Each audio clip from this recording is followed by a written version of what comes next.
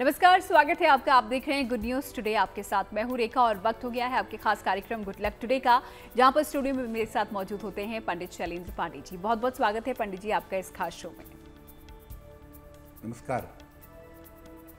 तो आज के इस खास एपिसोड में हम बात करेंगे इमोशंस की। जी हाँ, भावनाओं का यानी कि इमोशंस का कौन से ग्रहों के साथ यहाँ पर संबंध होता है, और अगर आपको किसी तरीके की कोई भावनात्मक समस्या है, इमोशनल प्रॉब्लम्स हैं, तो उसके लिए क्या कुछ उपाय आप कर सकते हैं, ये आज हम पंडित जी से जानेंगे। लेकिन शुरुआत कर लेते हैं गुड लक मंत्र के साथ।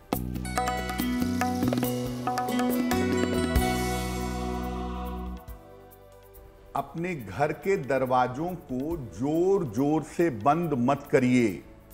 बहुत सारे लोग अपने घर के खिड़कियों को और दरवाजों को जोर जोर से बंद करते हैं, या दरवाजों में स्प्रिंग लगा होता है तो खोलने बंद करने पे जोर जोर से आवाज आती है। अगर दरवाजे जोर जोर से खोलेंगे और बंद करेंगे तो इससे आपके घर में कलह और कलेश बढ़ सकता है। इस बात का आपको ध्यान रखना चाहिए। तो अपने घर में या अपने ऑफिस में खिड़कियां दरवाजे जब भी खोलें, जब भी बंद करें, आराम से खोलिए, आराम से बंद करिए। जोर से आवाज होगी तो वो बेहतर नहीं होगा। तो आज का ये प्रयोग हर किसी के लिए था और आप भी इस प्रयोग को आजमा सकते हैं अगर इस समस्या से आप गुजर रहे हैं और ये आप करते हैं तो। ये हो गया गुड लक मंथ। अब आगे बढ़ते हुए 6 दिसंबर का पंचांग पंडित जी से हम जान लेते हैं। पंडित जी,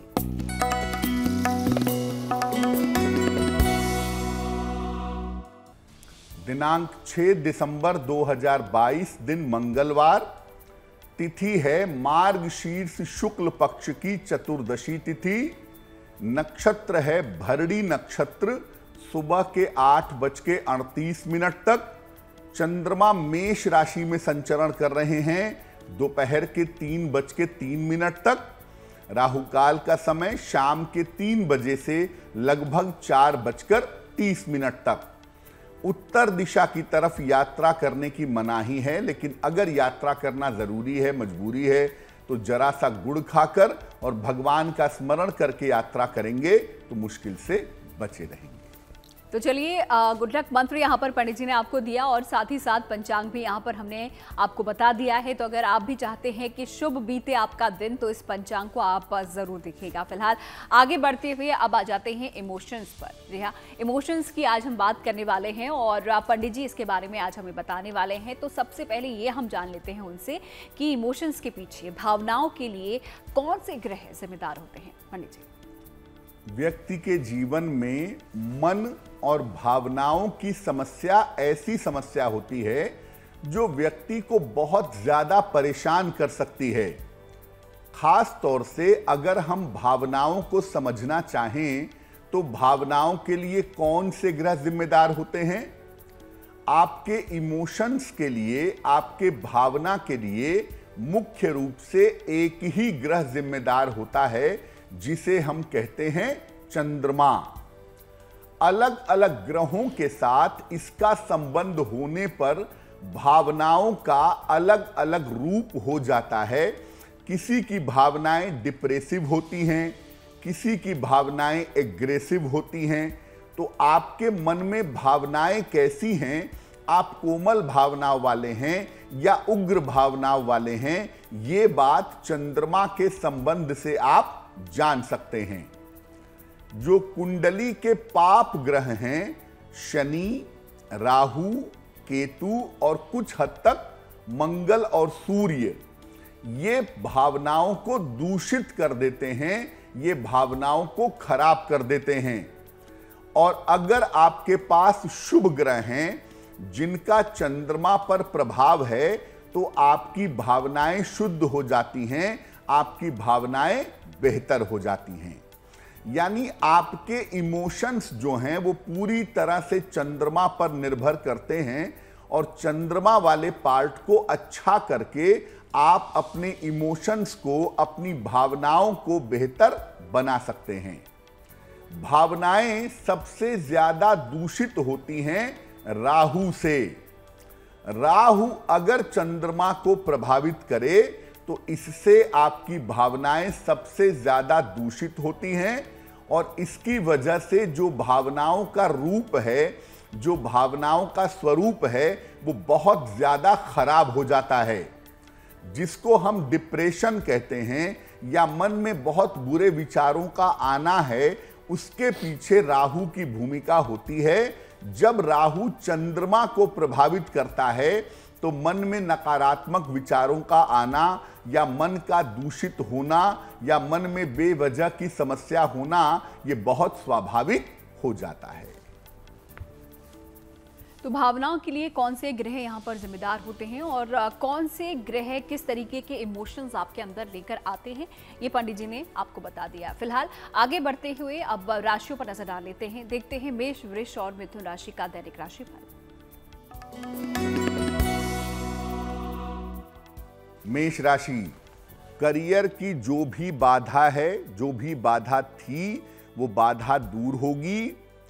धन लाभ के अच्छे योग आपके लिए बन रहे हैं। परिवार के मामले में व्यस्तता रहेगी। किसी निर्धन व्यक्ति को अगर धन का दान करें, आपका दिन और भी ज्यादा बेहतर होगा। शुभ रंग होगा सफेद और भाग्य का मीटर आपको नंबर दे रहा है 85%। सबसे ज्यादा भाग्य आपके साथ बना हुआ है। वृषभ राशि, अपने स्वास्थ्य का ध्यान बनाए रखें। वाद विवाद से बचाव करें। परिवार का सहयोग आपके साथ लगातार बना रहेगा। किसी निर्धन व्यक्ति को अगर गुड़ का दान कर दें, आपका दिन और भी ज्यादा शुभ होगा। शुभ रंग होगा नीला और भाग्य का मीटर आपको नंबर दे रहा है 65%। यानी जितनी मेहनत करेंगे उतना ही आपको लाभ होगा।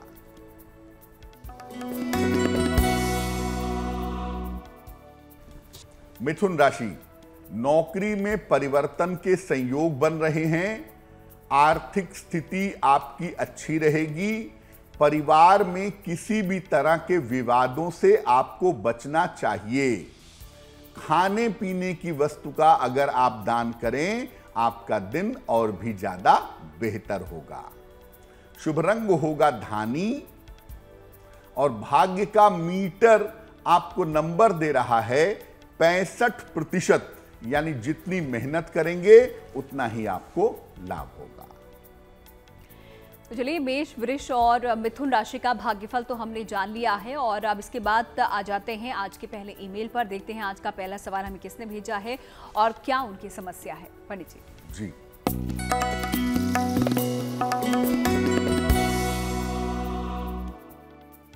पहला सवाल नयनतारा जी ने हमें लिखा है। नयनतारा जी हमें पश्चिम बंगाल से मेल लिखती हैं। अपने पुत्री के बारे में जानना चाहती हैं। पुत्री की जन्म की तारीख है इनके 14 मई 1994 1994। जन्म का समय है सुबह के 11:10 और जन्म का स्थान है पुत्री का श्री रामपुर, कोलकाता, पश्चिम बंगाल। ये कह रही हैं कि बेटी अपनी इच्छा से विवाह करना चाहती है, तो क्या बेटी का विवाह करना ठीक होगा? आगे उसका वैवाहिक जीवन कैसा रहेगा और बेटी का स्वास्थ्य कैसा रहेगा? नयनतारा जी, आपको बता दूं कि आपकी बेटी की कुंडली कहती है कि उनका विवाह उनकी अपनी इच्छा से ही होगा, किसी जाने पहचाने लड़के के साथ, और उनके वैवाहिक जीवन में सामान्यतः दिक्कत की संभावना नहीं बनती है। उनका वैवाहिक जीवन कुल मिला के अच्छा रहने वाला है, उसमें कहीं कोई चिंता की बात नहीं है। जहां तक स्वास्थ्य का प्रश्न है, इनका स्वास्थ्य अच्छा नहीं दिखता है। आंखों से संबंधित और हड्डियों से संबंधित समस्या उम्र बढ़ने पर इनको परेशान कर सकती है, जिसका ध्यान बनाए रखना जरूरी होगा। क्या उपाय किया जाए आपकी बेटी के बेहतर स्वास्थ्य के लिए और बेहतर जीवन के लिए? अपनी बेटी को एक पन्ना बनवा करके आप पहना दें। लगभग 6 से 8 रत्ती का पन्ना चांदी की अंगूठी में, दाहिने हाथ की सबसे छोटी उंगली में, बुधवार की शाम को पन्ना पहनाने से लाभ होगा।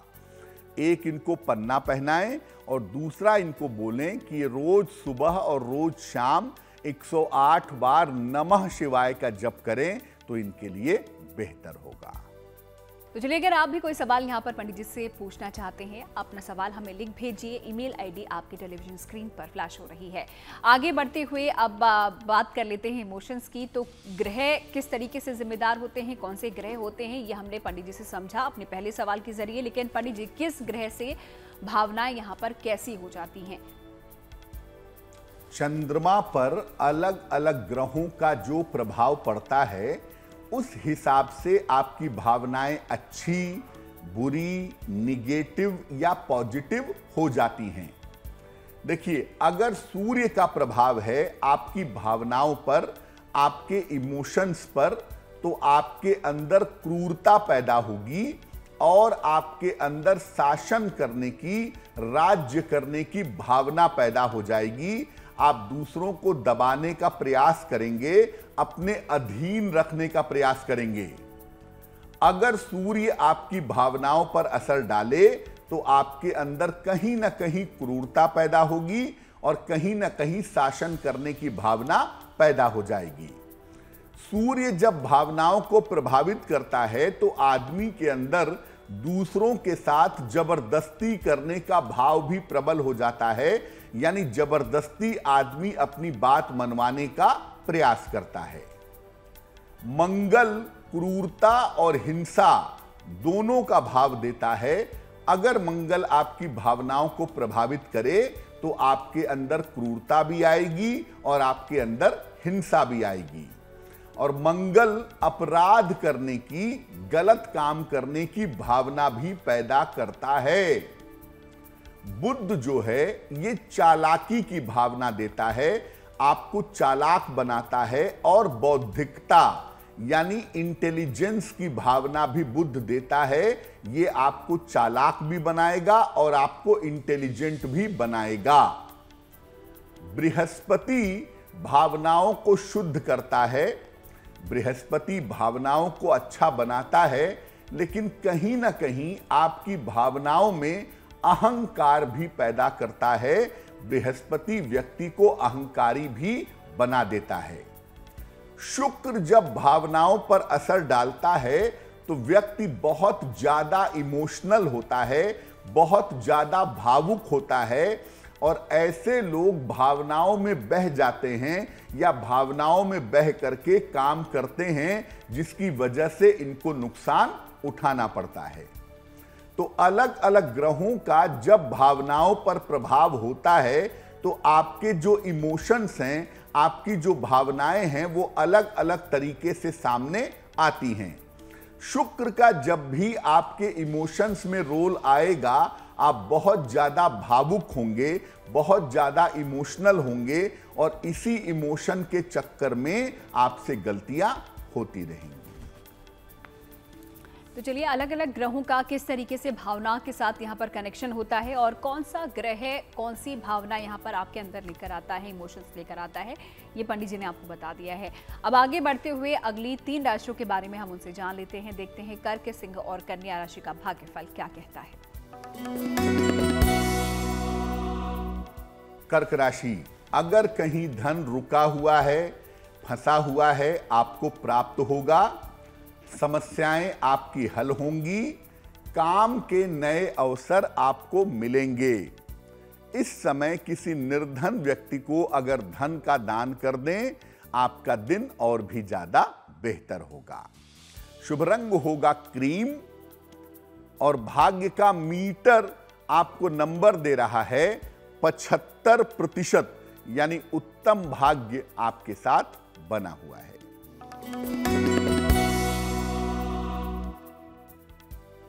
सिंह राशि, स्वास्थ्य आपका अच्छा बना रहेगा। करियर में आपको सफलता मिलेगी। संतान पक्ष की इस समय आपके उन्नति होगी। हनुमान चालीसा का अगर एक बार आप पाठ कर लें, आपका दिन और भी ज्यादा बेहतर होगा।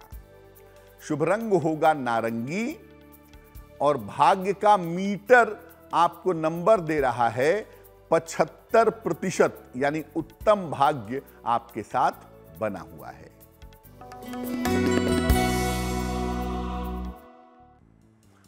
कन्या राशि, स्वास्थ्य का ध्यान बनाए रखें, नौकरी में तनाव से बचाव करें, शाम से आपकी स्थितियों में सुधार होना शुरू हो जाएगा। किसी निर्धन व्यक्ति को अगर गुड़ का दान कर दें, आपका दिन और भी ज्यादा बेहतर होगा। शुभ रंग होगा हरा और भाग्य का मीटर आपको नंबर दे रहा है 65%, यानी जितनी मेहनत करेंगे उतना ही भाग्य आपका साथ देगा। तो चलिए, कर्क सिंह और कन्या राशि के जातकों का दिन कैसा बीतने वाला है ये पंडित जी ने आपको बता दिया है। आगे बाकी राशियों के बारे में भी हम जानेंगे, लेकिन उससे पहले वक्त हो जाता है अगले ईमेल का। देखते ही अगला सवाल हमें किसने भेजा है, क्या उनकी समस्या है और उनके लिए क्या समाधान पंडित जी लेकर आए हैं। पंडित जी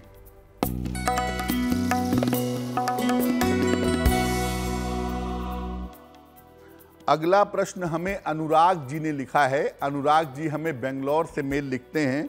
इनकी जन्म की तारीख है 4 सितंबर 1989, 1989।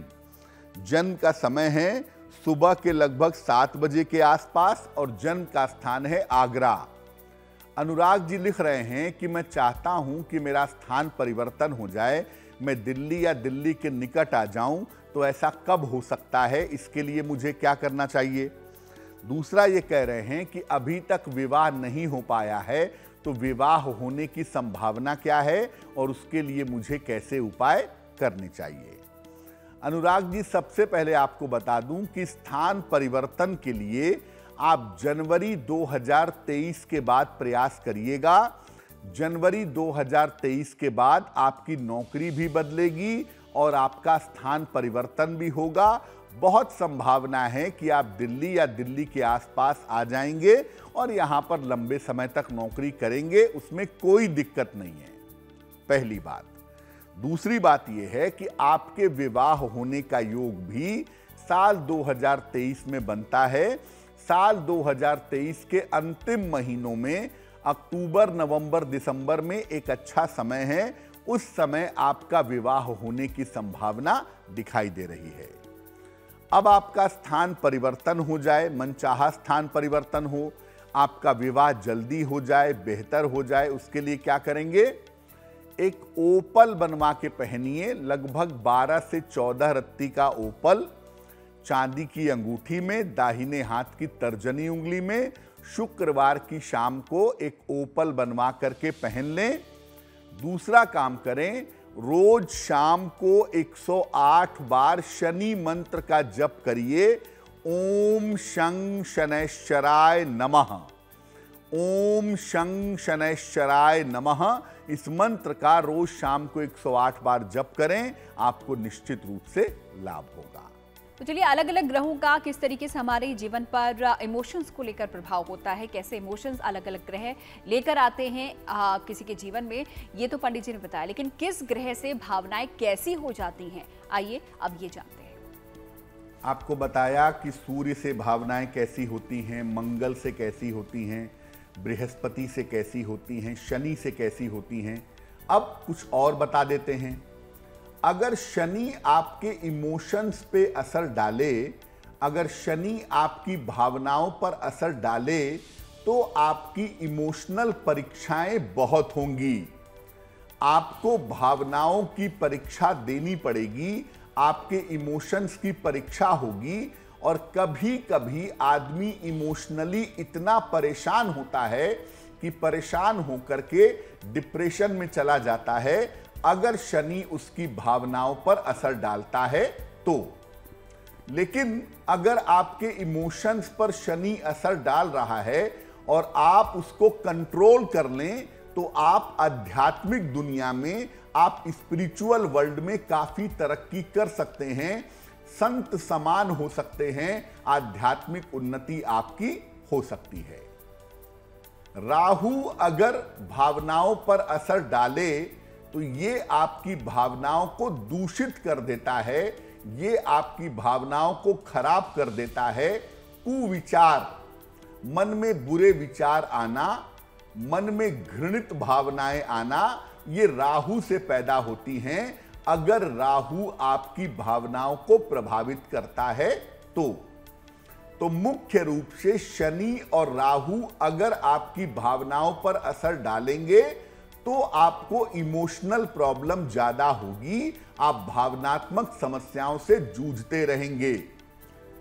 केतु और राहु का भावनाओं पर प्रभाव फियर साइकोसिस, भय की वृत्ति पैदा करता है, मन में फोबिया पैदा करता है, मन में डर पैदा करता है।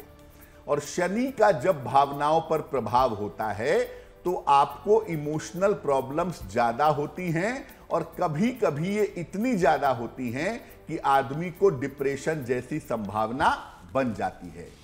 तो अगर बात इमोशंस की होती है और चंद्रमा पर राहु का, केतु का या शनि का प्रभाव हो, तब थोड़ा सा सावधान हो जाना चाहिए और उस हिसाब से जीवन चलाने का प्रयास करना चाहिए। तो किन ग्रहों से किस तरीके के इमोशंस हमारे अंदर जागते हैं, ये पंडित जी लगातार हमको आज इस कार्यक्रम में समझा रहे हैं। और अगर इमोशनल प्रॉब्लम्स यहाँ पर आपको हैं तो उसके लिए भी समाधान आज के इस खास एपिसोड में हम आपके लिए लेकर आए हैं। कुछ ही देर में पंडित जी आपको बताएंगे। फिलहाल अगली 3 राशियों के बारे में उनसे जान लेते हैं। देखते हैं तुला, वृश्चिक और धनु राशि का भाग्यफल। तुला राशि, आपका मान सम्मान बढ़ता हुआ दिख रहा है। मान सम्मान आपको मिलेगा, नौकरी में आपके प्रमोशन होंगे, लेकिन इस समय वाहन सावधानी से चलाइएगा। हनुमान चालीसा का अगर एक बार पाठ कर लें तो आपका दिन बेहतर होगा। शुभ रंग होगा बैंगनी और भाग्य का मीटर आपको नंबर दे रहा है 65%, यानी जितनी मेहनत करेंगे उतना ही आपको लाभ होगा। वृश्चिक राशि, धन लाभ के योग आपके लिए बन रहे हैं। रुके हुए तमाम काम आपके पूरे होंगे। किसी मित्र से सहयोग की प्राप्ति आपको होगी।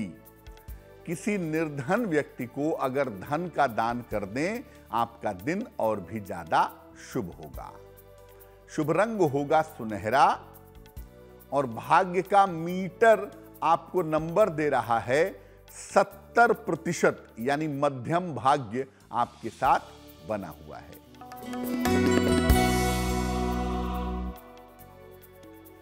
धनु राशि, काम का दबाव रहेगा आपके ऊपर। धन लाभ के योग आपके लिए बन रहे हैं। करियर के मामले में आपको सफलता मिलेगी।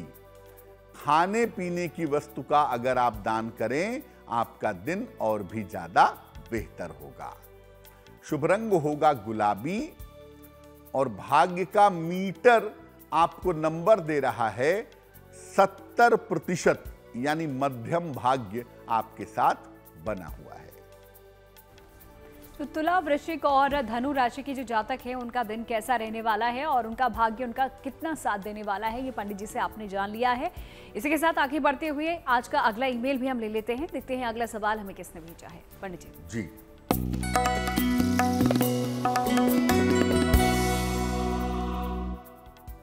अगला प्रश्न हमें अहमदाबाद से एक माता जी लिखती हैं, अपनी पुत्री के बारे में जानना चाहती हैं। पुत्री का नाम है प्रज्ञा और पुत्री की जो जन्म तारीख हमें बताती हैं वो बताती हैं 13 नवंबर 1994, 1994। जन्म का समय बताती हैं रात में 11:15 और जन्म का स्थान बताती हैं अहमदाबाद। ये पूछ रही हैं कि पुत्री क्या भविष्य में विदेश जा पाएगी, विदेश जाकर के वहां परमानेंटली सेटल हो पाएगी और विदेश में जाने के बाद उसका जीवन आगे कैसा रहेगा। देखिए, सबसे पहले बता दूं कि प्रज्ञा की कुंडली में वर्तमान में विवाह के योग चल रहे हैं और ऐसा लगता है कि अगले 6-8 महीने में प्रज्ञा का विवाह हो जाना चाहिए। उनके विवाह की संभावना प्रबल रूप से दिखाई दे रही है और विदेश जाने के जो उनके योग हैं वो उनके विवाह के बाद ज़्यादा दिखाई दे रहे हैं कि विवाह के बाद विदेश जाएंगी और लंबे समय तक विदेश में रहेंगी। हो सकता है विदेश में सेटल भी हो जाएं, क्योंकि जन्म स्थान से, नेटिव प्लेस से दूर रहने के और परमानेंटली सेटल होने के योग इनके बनते हैं। इनके विदेश योग में, इनके विदेश में रहने में, काम करने में कहीं कोई दिक्कत नहीं है और 2024 और 25 इनके लिए बहुत अच्छा रहेगा विदेश जाने के मामले में और विदेश में सफलता के मामले में। क्या उपाय किया जाए? देखिए, वैसे तो किसी विशेष उपाय की आवश्यकता नहीं है, लेकिन मैं इतना कहूंगा कि सेहत में कोई दिक्कत ना हो, इसके लिए आप इनको कहें कि ये सुबह शाम दोनों समय 108 बार अगर नमः शिवाय का जप करें तो इनके लिए बहुत अच्छा रहेगा। तो सवाल आप लोगों के लगातार हर एपिसोड्स में हम लेते हैं, तो अगर आप भी कुछ पूछना चाहते हैं, अभी तक अपने सवाल नहीं भेज पाए हैं, तो जल्दी से लिख भेजिए अपने सवाल। आगे बढ़ते हुए अब आते हैं इमोशंस को किस तरीके से आप कंट्रोल कर सकते हैं, कैसे अपनी भावनाओं को नियंत्रित किया जाए, क्या उपाय उसके लिए हैं, आइए जानते हैं।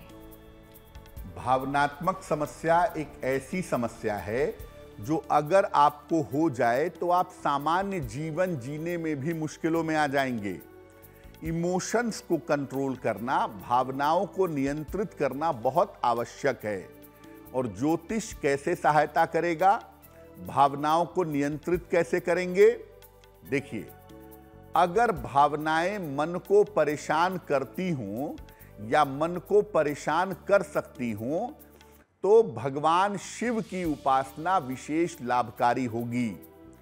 भगवान शिव समाधिस्थ रहते हैं, चंद्रमा को नियंत्रित करते हैं ध्यान के माध्यम से। तो अगर आप भगवान शिव की ज़्यादा से ज़्यादा उपासना करें, भगवान शिव की ज़्यादा से ज़्यादा पूजा करें, तो आप भावनाओं को नियंत्रित कर पाएंगे। सूर्य को जल चढ़ाएं रोज सुबह, तो उससे भी आपको फायदा होगा। आप थोड़े मजबूत होंगे मानसिक रूप से और भावनात्मक रूप से। गायत्री मंत्र का अगर आप जप करें सुबह शाम कम से कम 108 बार, और अगर समय ना हो तो 27 बार सुबह, 27 बार शाम को अगर आप गायत्री मंत्र का जप करें, तो इससे भी आपको पर्याप्त फायदा प्राप्त होगा।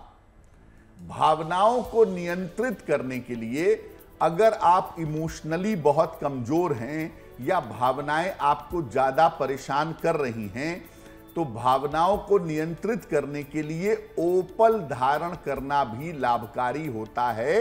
अगर आप ओपल पहने तो इससे भी आप अपनी भावनाओं को बहुत हद तक कंट्रोल कर पाएंगे।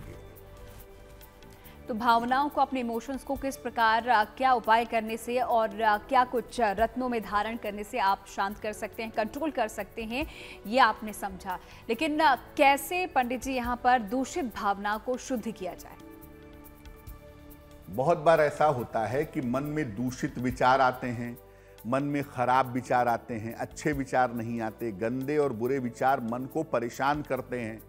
तो अपनी दूषित भावनाओं को, अपनी खराब भावनाओं को शुद्ध कैसे किया जाए? देखिए, एकादशी का उपवास जरूर रखिए। एकादशी का व्रत एक ऐसा व्रत है जिसको रखने से मन बहुत ज्यादा मजबूत होता है, मन बहुत ज्यादा पवित्र होता है।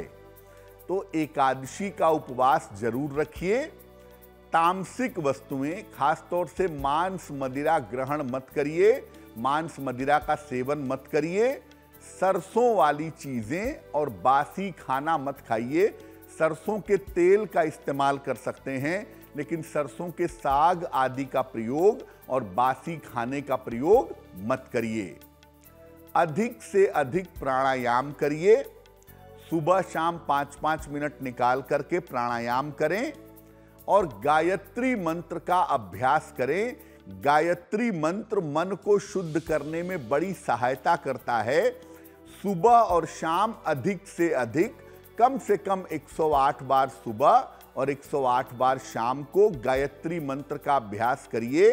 आपका मन शुद्ध होगा, मन में अशुद्ध विचार नहीं आएंगे। एक सोने का या पीतल का छल्ला तर्जनी अंगुली में, इंडेक्स फिंगर में बृहस्पतिवार को पहने ये भी आपकी भावनाओं को बेहतर करने में आपकी सहायता करेगा। भावनाओं को शुद्ध बनाने में, भावनाओं को अच्छा करने में दो चीजों का विशेष प्रयोग होता है। एक, आप एकादशी का उपवास रखें और दूसरे नंबर पर गायत्री मंत्र का आप जितना ज्यादा जप करेंगे उतना ही ज्यादा आपके लिए बेहतर होगा। तो चलिए यहाँ पर उपाय भी लगातार पंडित जी आपको बता रहे हैं कि अपनी जो दूषित इमोशन है उनको शुद्ध आप किस प्रकार कर सकते हैं, ये अभी आपने पंडित जी से जान लिया है। अब इसी के साथ आगे बढ़ते हुए आखिरी 3 राशियों के बारे में भी हम जानकारी ले लेते हैं। देखते हैं मकर, कुंभ और मीन राशि का भाग्यफल क्या कहता है। मकर राशि, स्वास्थ्य का ध्यान थोड़ा सा बनाए रखिएगा। ऑफिस में विवादों से बचिए। अपने आराम का भी ध्यान रखें तो आपके लिए बेहतर होगा। किसी निर्धन व्यक्ति को अगर गुड़ का दान कर दें, आपका दिन और भी ज्यादा शुभ होगा। शुभ रंग होगा सफेद और भाग्य का मीटर आपको नंबर दे रहा है 65%, यानी जितनी मेहनत करेंगे उतना ही आपको लाभ होगा।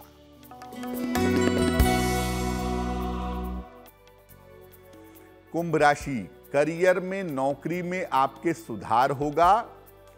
पुराने संबंध आपके बेहतर होंगे। खान पान के मामले में थोड़ी सावधानी बनाए रखिएगा। हनुमान चालीसा का अगर एक बार आप पाठ करें, आपका दिन और भी ज्यादा बेहतर होगा। शुभ रंग होगा आसमानी और भाग्य का मीटर आपको नंबर दे रहा है 65%, यानी जितनी मेहनत करेंगे उतना ही आपको लाभ होगा।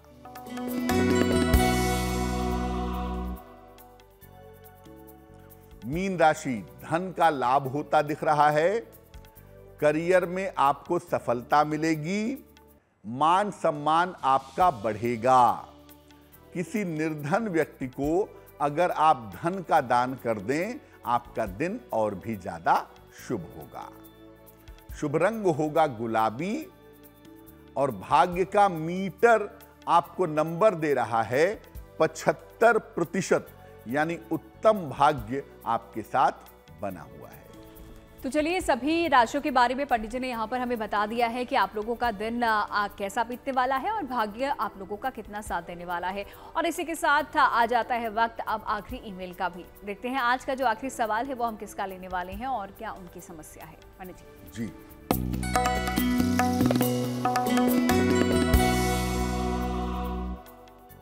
और आज का अंतिम प्रश्न हमें अनीता जी ने लिखा है। अनीता जी हमें दिल्ली से मेल लिखती हैं। इनकी जन्म की तारीख है 20 मार्च 1969, 1969। जन्म का समय है सुबह के 10 बजे और जन्म का स्थान है दिल्ली। अनीता जी कह रही हैं कि मैं एक व्यवसाय शुरू करना चाहती हूं खाने पीने की चीज़ों का, तो क्या ऐसा व्यवसाय करना मेरे लिए बेहतर होगा और क्या मैं पार्टनरशिप में व्यवसाय कर सकती हूं? अनीता जी, सबसे पहले आपको बता दूं कि आपकी कुंडली के हिसाब से आप खाने पीने की चीज़ों का, कपड़ों का, सौंदर्य प्रसाधन का कोई भी व्यवसाय कर सकती हैं। और अगर ये जनवरी 2023 के बाद आप शुरू करें तो आपके लिए बहुत अच्छा होगा। दूसरी बात, आप भले ही छोटे लेवल पर व्यवसाय करिए लेकिन पार्टनरशिप में मत जाइए। पार्टनरशिप में जाना आपके लिए बेहतर नहीं होगा। तीसरी बात, आपका व्यवसाय बेहतर हो, आप व्यवसाय में तरक्की कर सकें, इसके लिए एक पन्ना बनवा के पहनिए। 6-7 रत्ती का पन्ना चांदी की अंगूठी में, दाहिने हाथ की सबसे छोटी उंगली में। बुधवार की शाम को पन्ना पहनने से आपको लाभ होगा। और हर शनिवार की शाम को पीपल के वृक्ष के नीचे सरसों के तेल का दीपक जलाएं, आपके लिए बेहतर रहेगा। ईमेल्स का सिलसिला आज का हमारा हम यहीं पर समाप्त करते हैं, लेकिन अगर आपने अभी भी अपने सवाल नहीं भेजे हैं तो अभी भी आपका पास समय बचा हुआ है। हर रोज़ हम हाजिर होते हैं और आप लोगों के सवालों के जवाब यहाँ पर पंडित जी देते हैं। तो अगर कोई सवाल आप पूछना चाहते हैं जल्दी से लिख भेजिए, ईमेल आईडी आपके सामने है। आगे बढ़ते हुए जिनका जन्मदिन आता है 6 दिसंबर को, उनके लिए उनका आने वाला साल कैसा रहेगा, आइए जानते हैं।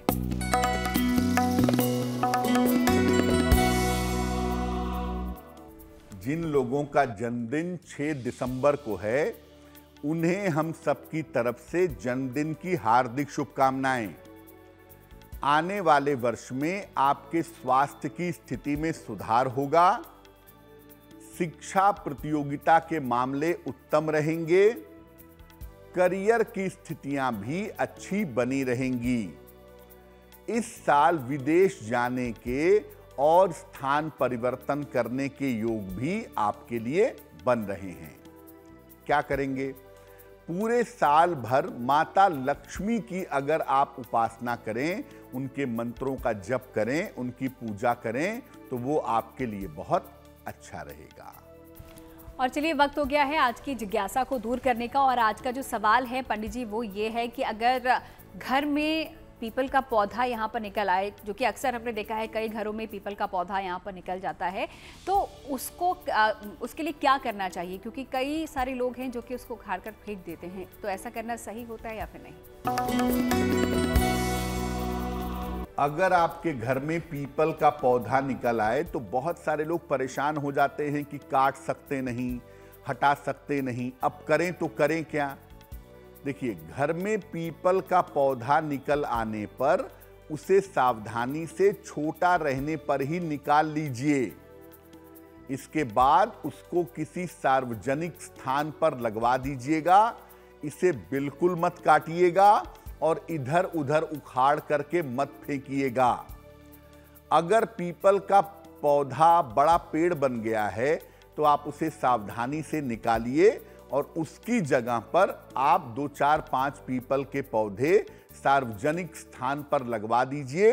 अगर आप ऐसा करते हैं तो आप किसी भी तरह के दोष से प्रभावित नहीं होंगे। तो चलिए, जो जिज्ञासा थी, जो सवाल था आज का हमारा, वो पंडित जी ने उसका जवाब दे दिया है, उस जिज्ञासा को भी दूर कर दिया है। आगे बढ़ते हैं इसी के साथ और जान लेते हैं शुभ पहर। देखते हैं 6 दिसंबर मंगलवार का शुभ पहर क्या है।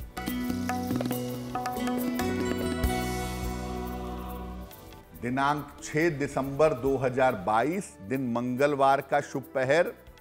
शुभ पहर का समय है शाम को 7:30 से रात के 9 बजे के बीच में।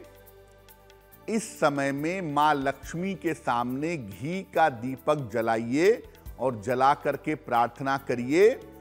धन संबंधी जो आपकी समस्याएं हैं वो समस्याएं आपकी हल होंगी, लेकिन करेंगे शुभ पहर में ही। और शुभ पहर का समय होगा 6 दिसंबर मंगलवार शाम को 7:30 से रात के 9 बजे के बीच में। और चलिए, इसी के साथ अब वक्त हो जाता है आपकी राशि का, यानी कि गुड लक राशि का। देखते हैं आज कौन सी राशि के बारे में पंडित जी हमें जानकारी दे रही हैं। पंडित जी,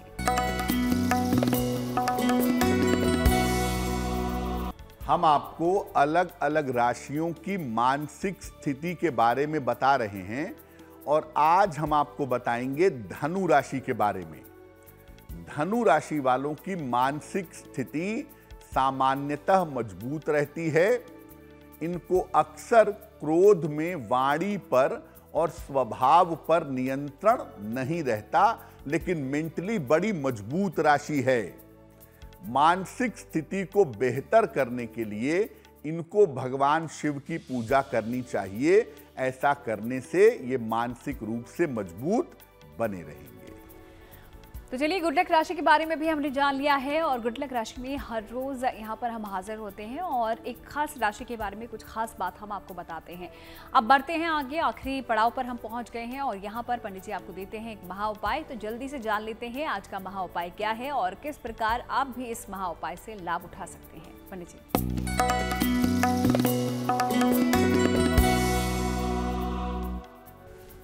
अगर आपको क्रोध बहुत आता है और क्रोध में आपके स्वभाव पर आपका काबू नहीं रहता, आप अपने बिहेवियर को कंट्रोल नहीं कर पाते तो क्या करें क्रोध कंट्रोल में आए? बिना टूटे हुए चावल ले लें थोड़े से, जिसको अक्षत भी कहते हैं। बिना टूटे हुए थोड़े से चावल लेकर के इन चावलों की खीर बनाइए सोमवार की शाम को, और खीर बनाने के बाद इसको भगवान शिव को समर्पित कर दीजिए। रात में अंतिम आहार के रूप में खाना वाना खाने के बाद सबसे अंत में ये खीर खाएंगे और उसके बाद सो जाएंगे। इसके बाद आपको कुछ खाना नहीं है, पानी पी सकते हैं। लास्ट मील के रूप में इसको रात में खाइएगा और सो जाइएगा। ऐसा अगर हर सोमवार के सोमवार आप करें, आपके क्रोध की जो स्थिति है उसमें सुधार होना शुरू हो जाएगा। तो इस महाउपाय के लिए पंडित जी आपका बहुत बहुत शुक्रिया, और साथ ही साथ हमारे दर्शकों को इमोशंस के बारे में समझाने के लिए और जिनको इमोशनल प्रॉब्लम्स हैं उनको उपाय बताने के लिए भी आपका बहुत बहुत शुक्रिया। धन्यवाद। तो गुड लक टुडे में आज फिलहाल इतना ही। फिर होगी आपसे मुलाकात एक नए विषय के साथ। तब तक के लिए दीजिए इजाजत और देखते रहिए गुड न्यूज टुडे।